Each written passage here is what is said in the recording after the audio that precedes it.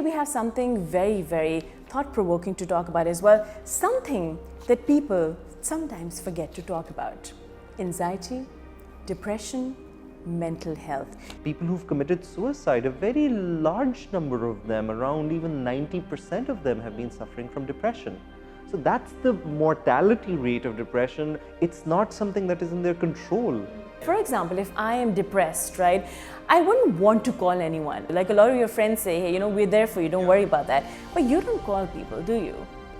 What even discourages people to talk about this is because they know that the moment they're going to be talking to a friend about it, a friend will say, well, you know what, it's going to be okay.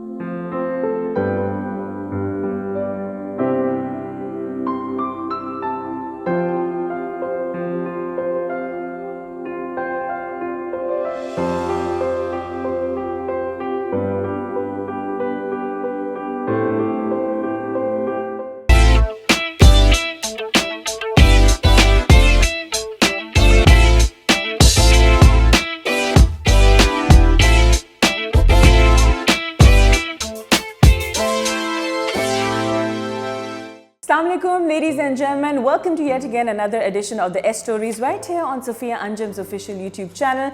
Every Friday 7 p.m. sometimes we talk about humanitarian causes. We have a topic in mind, and today we have something very, very thought-provoking to talk about as well. Something that people sometimes forget to talk about.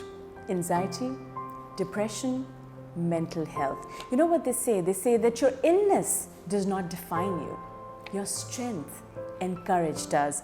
Welcome to yet again another edition, and let's warmly welcome our guest today, Omar Tauseef. Assalamu alaikum. How are you, Omar? Thank you for having me here. It's a pleasure. It's a pleasure. Thank you so much for being here. Now, he is a Fulbright scholar and a psychotherapist by profession. He has trained in some of the best institutes for counseling and psychotherapy in the world. That is something.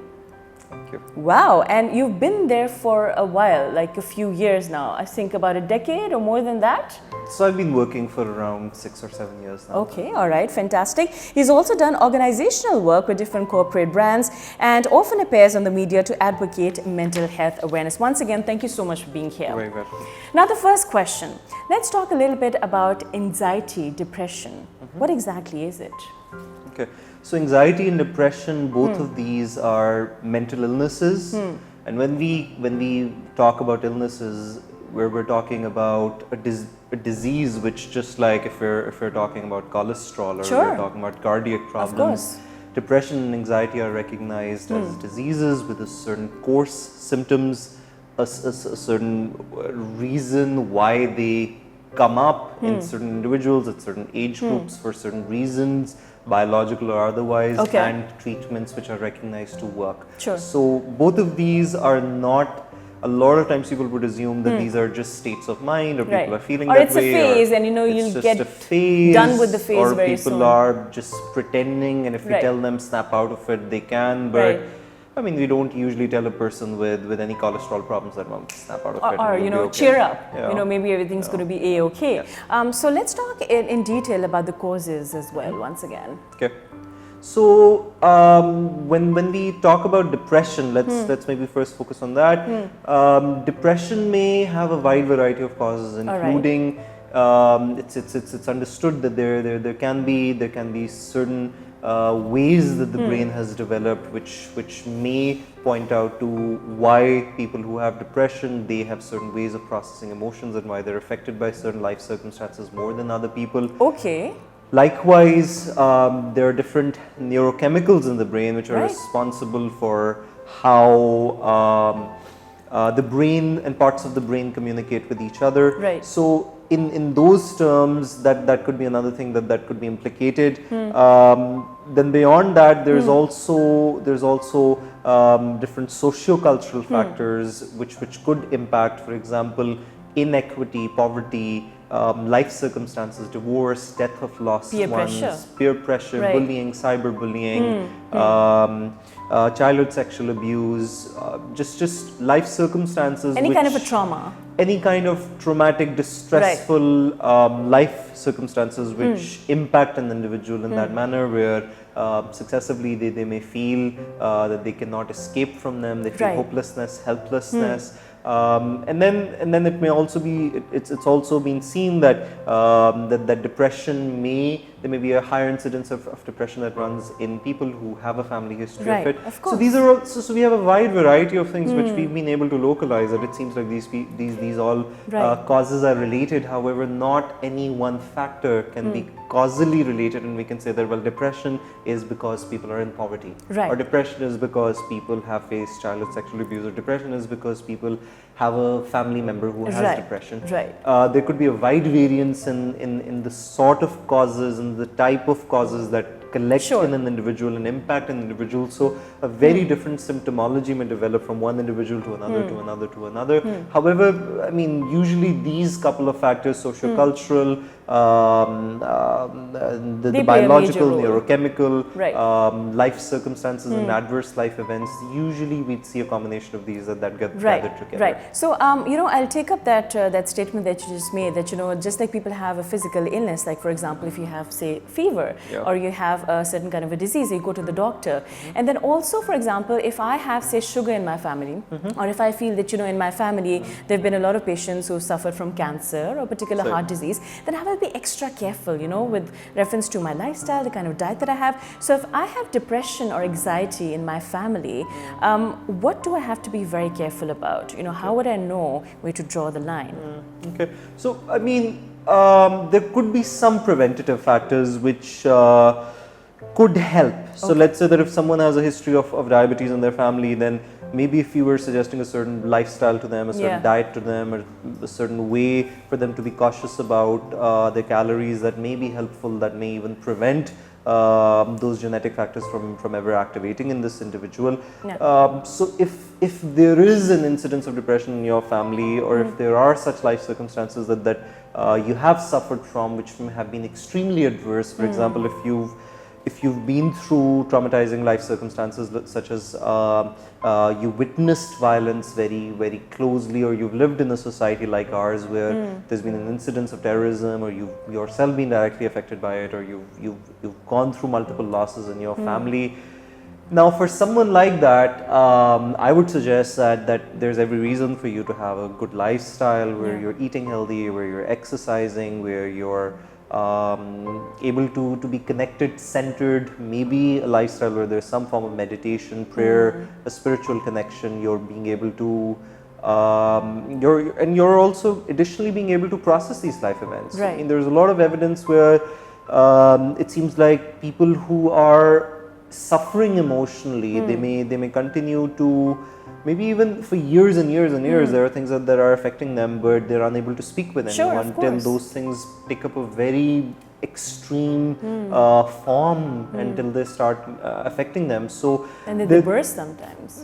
So I mean, if that's how we look at it, which is that till it becomes a lot more adverse in their life, had those things been talked about earlier in their lives. Piling up and piling up. I mean, I've worked with lots of individuals who 20, 30 years after the incidence of certain things in their life, such as even bullying, they've been able to speak about the very devastating impact of that decades later, that, well, it started out when I was a child and these things happened with me, or there was this particular individual in the family who made me feel this way, or there was this series of incidents happening in my family in the first 10 years of my life. Maybe they get courage when they see a lot of other people talking about it. You know, that also helps a lot when you have other people talking about their own traumatic experiences. It really helps a lot. So here's another question for you. Now, in a society, you know, a lot of people, as you mentioned earlier, say, you know, it's a phase. Cheer up. You know, it's okay. You should be thankful for all the blessings that you have. Now, that makes one feel even worse. How do you tackle that mindset? What do you do? How do you get away from it? So, I mean, one of the things I'd very strongly suggest to the viewers of this show is that there are really high stakes here. Just think about it, that if someone has a serious illness, would you be telling them the same? Would you be telling them that, well, you know what, cheer up, chin up, think positively, count your blessings. If someone had a form of cancer, or if someone had any other illness, whether it was genetic or otherwise, even if they had brought that illness to themselves through discare, let's say if someone had not been taking care of their health, due to which they have cardiac problems, would you be telling them the same, which is that, well, you should be counting your blessings and you should be doing those things? Doctors, our society, families, friends, they're usually a lot more sensitized to people's physical illnesses, but as soon as we talk about mental illnesses, there's a certain attitude that changes, which is as if we're responsible for these ourselves, and we're probably not doing enough. So one of the things that I can really just sensitize family, friends, and the society at large towards is that when someone is disclosing mental health issues, which could be someone saying, well, I just can't calm down, I can't fall asleep. It's like, when somebody is really angry, you tell the other person to calm down. Of course, the person is not going to calm down just by you telling the person to calm down. And we all know that that doesn't work. It doesn't, it never works. This particular strategy, which is telling a person, well, here is what even works for me. That, well, whenever I'm feeling like this, well, what you're saying, you're sad, well, I also feel sad. Well, you know what, I do XYZ at that point. Why don't you do that? Why don't you, a lot of times the cultural, the resources people may be suggested that why don't you connect with prayer, why don't you do certain forms of something. में ये तो होता है अल्लाह को याद करो, अब नमाजें पढ़ो और अल्लाह को याद करो, इंशाल्लाह सब अल्लाह मियां सही कर देगा. I mean, of course, अल्लाह मियां के हाथ में सब कुछ है. We do believe in God, and we do believe that He is in charge of the destiny. But then again, God helps those who help themselves. Yes, and it's about that attitude, which is that this will not be said to someone who's saying, well, I have diabetes, but this would be said to someone who's saying that, well, I have anxiety, or I'm suffering from depression, or I'm really traumatized by events from 10 years ago. Usually people have a solution to it without considering that this is a legitimate science which has a lot of research surrounding these very topics in mental health, which is that there is a reason that they exist, and there's a reason where some people are unable to fight it off on their own, and the stakes are very high. For example, we all are very sensitized to individuals within our society. It's usually when something extreme happens. For example, recently we've had a suicide of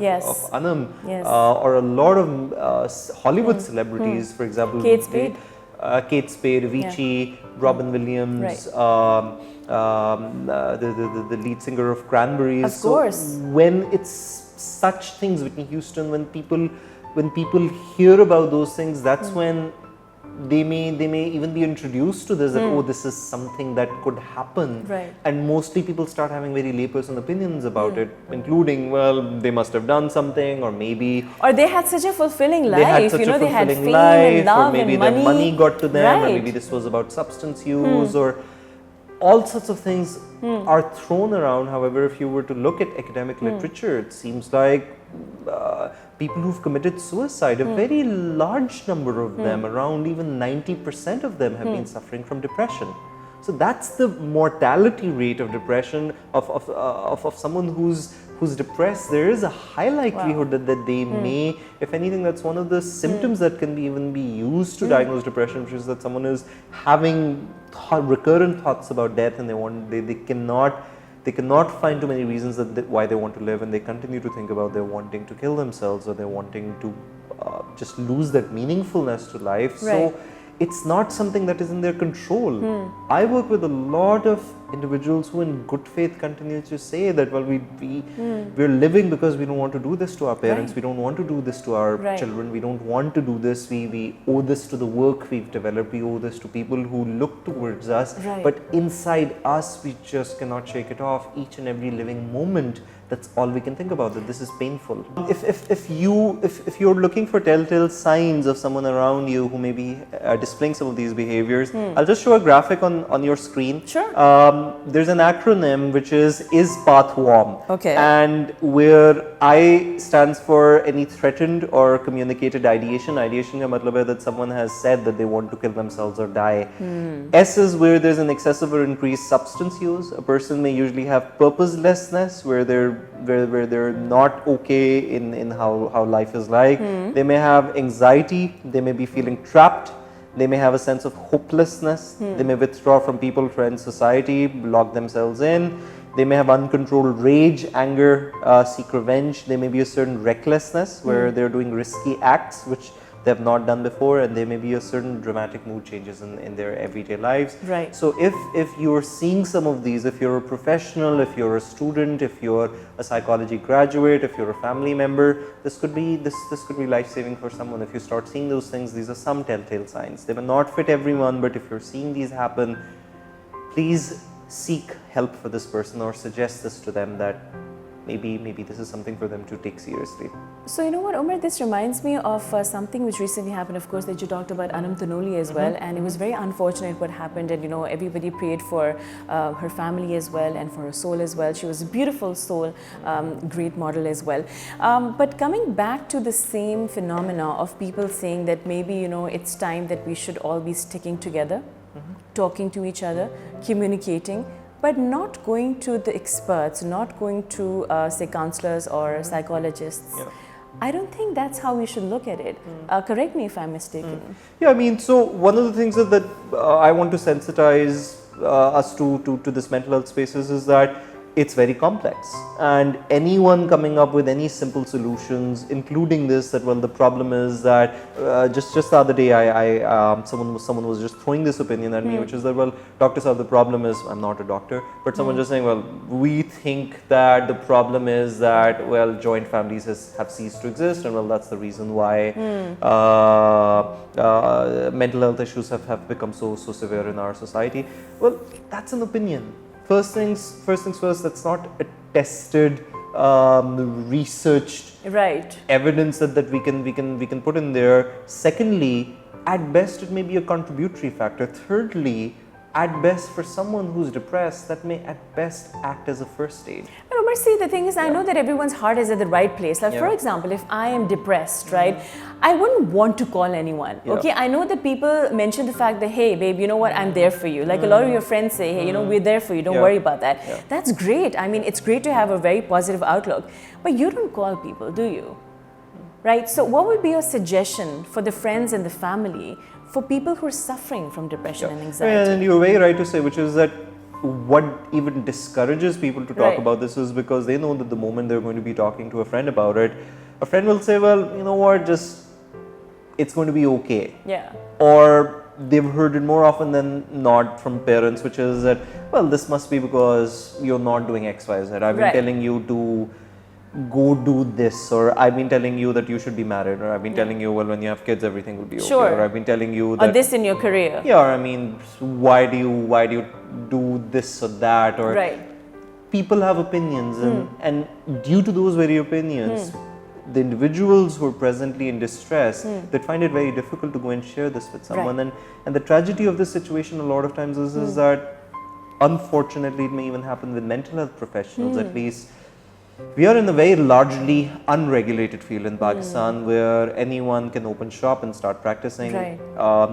Anyone may not be an ethical practitioner and there is no one to stop them. So there's no check. There's no check and balance, and a lot of times I have worked with individuals who've even been advised by their psychologists, who've been advised by mental health practitioners that they've worked with, which is that after a few sessions they've been told that, well, listen, we've told you what we had to what we wanted to tell you, which is that Allah ka shukr kiya karo, माँ बाप से कम मिलते हो, problem ये है, you used to pray, you've stopped praying, you stopped doing this, you've stopped doing that, school जाया करो, वक्त पे सोया करो. अच्छा, एक और बहुत important चीज़ इसी factors के दरम्यान that people are also talking about, that the use of the social media has just completely blown everything out of proportion.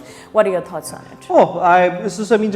So a lot of times when people have been told this, they have just then either been discouraged or they have assumed that this is the only care that's available. So for example, I am depressed and I have been suggested that, well, go and speak to a psychologist or, well, go and speak to someone who's older than you. So I go and speak to them, and what I get is that, well, ye cheezein kar lo and it should get better. Now once I've even done those things, or most people I worked with, they've already done those things that we usually will throw their way. So beyond that, their depression or their despair may even get worse, which is that, well, if this is all there was that cures or helps in depression, we've already done that, and well, then there's no redressal to it, and then I'm done. Sure. And that's what may even push people further off the edge, which is that फिर तो कुछ भी नहीं हो सकता. That means that, well, I'm done. What I'm thinking, and then a lot of times those very thoughts about, well, life is meaningless, and well, there's no escape from this. Right. My pain is something that I have to, I'm condemned to live with, and there is no help available. A lot of times that these are the very individuals who then very silently will leave. Right, right. They will not even seek help from that point because help was closed off to them. So what I would really sincerely suggest, if this is if you know someone whose parents are like this, or if you have been yourself like this towards someone who's disclosed something, go to them and in good faith. If you're a parent listening to this and your child has shared something like this, just say that, okay, I'm interested. I'm sorry I said what I said. I'm interested. What are you going through? I want to take you seriously. What I said or suggested, just scratch that. Just speak to me, and I'm here. If you ever want to speak to me, speak to me. And if I cannot help you, please speak to someone. There is good help available. So that's if we have that attitude. Then, so for example, around the world there are suicide hotlines where Right. you can just call Right. and very non-judgmentally. Right. They'd speak to you. They did not judge you. And there's no solution. Like, you don't Yeah. have to provide a solution every time. Hey, you know what? And Just if stop anything, this and don't if do anything, this. what may be told to these individuals in these hotlines is Right. that they're first heard very, very, very patiently that Right. what has been happening. Sure. We're here to help you, and we'll keep you on the line. We'll get you help. Let us connect you with resources. There's help available. What you feel terribly Right. towards right now, you can get out of this. Hopefulness is conveyed to them in that manner, that it's not that ke, well, sab kuch theek ho jayega, but in that manner that, well, there's help available.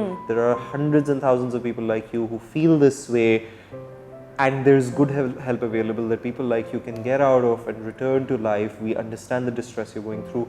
Let us help. This is wonderful. Why isn't it happening in Pakistan? So there are a few private individuals who have set up things like this. The Punjab Commission on the Status of Women has set up a helpline for women who may be undergoing violence or harassment. Right, we know now, that. those Yeah. are some issues that have been catered, but I still don't know any helpline that has been set up at a governmental level. Specifically for suicidal Specifically for suicide. Right. So there are a few individuals, if you even Google this, that will show up. There are a few individuals privately who are working towards this, who have set up All right. helplines where at certain intervals of the day there are professionals who are available to Right. assess and just suggest what can be done. At a governmental level, I personally don't know. Which means that there's a vacancy, and we really need to advocate this further as well. So ladies and gentlemen, in the next episode, we'll be talking a little bit more about statistics. We'll be talking a little bit about the media portrayal also, and also about certain other mental health disorders as well. Now, final question before we sign out, which is, so if I am suffering from depression, anxiety, stress, but I'm not aware that I am, what are the symptoms that, I should be looking at, and what should I be doing? Okay, so with depression, a lot of times where certain confusion comes in is that sometimes people throw around the term depression very loosely. Right. So people refer to their normal blues as depression. So there's a difference in what may be an everyday ups and downs of life. If I've lost a job, obviously I'm going to be sad. If I've just lost someone special, obviously there's going to be breakup. Or someone has gone through a breakup, or they've had distressful circumstances in their life. Obviously, Right. there's going to be an impact of that. However, when we talk about clinical depression, Right. we're talking about a certain set of symptoms that are occurring in a certain intensity for a certain duration of time before Right. we make a diagnosis. So for a diagnosis of clinical depression to be made, or to be more precise, if you want to Google this, look up a major depressive episode. Right. So for a diagnosis of a major depressive episode to be made, there is a 2-week period where every day, for most of the day, for every day for that 14-day period, Right. there should be at least a persistent sadness or a depressive mood, a lack of pleasure or interest in everyday activities. Okay. And then other symptoms besides those could occur, such as a person has lost their appetite, or they've gained their appetite, they're having But it's insomnia. consistent. Consistently. So that's the thing. It's not that I have this today and then I have it 4 days later, Right. or I have it for some time of the day, or Right. then I don't have it for the rest. Right. So consistently for 14 days straight, a person has things such as problems in eating, sleeping, their energy level, fatigue, lack of concentration, anxiety, irritability, mood swings, just a lack of energy, fatigue, sense of worthlessness, guilt, thoughts about death or dying, ideation about death, or even suicide attempts. So a few of those symptoms are occurring which are not explainable by any medical conditions. These are not explainable by, so for example, there are conditions such as thyroid problems or other side effects of some medication or surgical procedures where a person may have some of these symptoms or all of these symptoms occurring, but we do not make a diagnosis of depression if that's under medical conditions or due to any substance that a person is taking. Of course, there are some the substances that are known to be depressive, and if a person is consistently taking them and due to that then we make a diagnosis for a substance use disorder and not for depression. But for a diagnosis of depression to be made, we're looking at these, and culturally speaking, let's say it's not due to a loss. Right. So let's say that if a loss has just taken place in the last couple of weeks, there's an agreed upon mourning that every culture believes. For example, Hamare society may be, let's say, 40 days or any other criteria that a family may have or a province may have or a country may have. Culturally, whatever is relevant, if whatever a person is feeling is not explainable by that duration of time, then we may start considering the relevance and of we that. need to reach out then. So that's depression. And when we talk about anxiety, now anxiety is an umbrella term, and there can be lots of different types of anxiety. It can take the shape of panic disorders, or it can just be something very generalized where a person just feels restless and irritable and have an elevated heartbeat, and there maybe digestive problems or continuously feeling restless or feeling that they may be thinking about the worst possible scenarios. Thinking about worst possible scenarios, having problems in sleeping due to that, lack of concentration at work, being unable to stay still, being fidgety, being jumpy. These all can be symptoms of general anxiety, but then there are particular specific anxiety related disorders such as panic disorder, or it can take up the shape of phobias. It can. And is there a timeline for that too? Just like you mentioned. So obviously, so I mean, if anyone is interested in just as a first measure, again, a lot of times people who have even so when you've heard me that okay, these are symptoms, maybe you may immediately start thinking, oh, I have clinical depression. But please don't self-diagnose. If by hearing me you are right now matching some symptoms and saying कि मुझे ये भी होता है, ये भी होता है, ये भी होता है, तो अक्सर होता है लोगों को. I know a problem is that you can just go online, it will suggest medications or it may suggest treatments, and you may quickly go to a pharmacy, and unfortunately in Pakistan आप किसी भी pharmacy पे जाके कोई भी दवाई ले सकते हो, and you may just take it up, start self-medicating. That is not the way to go about it. You will just end up in bigger problems possibly by self-medicating. So if you believe that some of these symptoms have been happening to you consistently and they're just not going away, and you're significantly, for example, losing weight, or you've been missing work and you've been increasingly feeling distressed, you've been having social, occupational, personal, familial, sexual or other difficulties, it's a good idea to go and speak to a professional, and there's good professional help available. I mean, if I may suggest some resources. Please go ahead. There are lots of good directories that suggest psychological professionals. If you're looking at psychologists, one such good directory is marham.pk. There's another very good directory that's called counseling.pk, that's counseling with a single L. I'm personally associated with that project. A lot of people, they're listed there on counseling.pk, are very good professionals who are ethical in their outreach. So I would, what you and I were talking about earlier, that a problem also is what discourages a lot of people from seeking help is it leaks out. It leaks out, they aren't good people. A lot of people assume that, well, if you were abroad, help is available, Pakistan may isn't. But I want to please reassure you, there are lots of good professionals working across at least the major cities of Pakistan, and Lahore, Karachi, Islamabad, who have degrees from abroad. They're doing good ethical and professional work. There is help available. Look it up. If you want to get in touch with me, if you Google my name, my email will show up. You can spell it out, your name?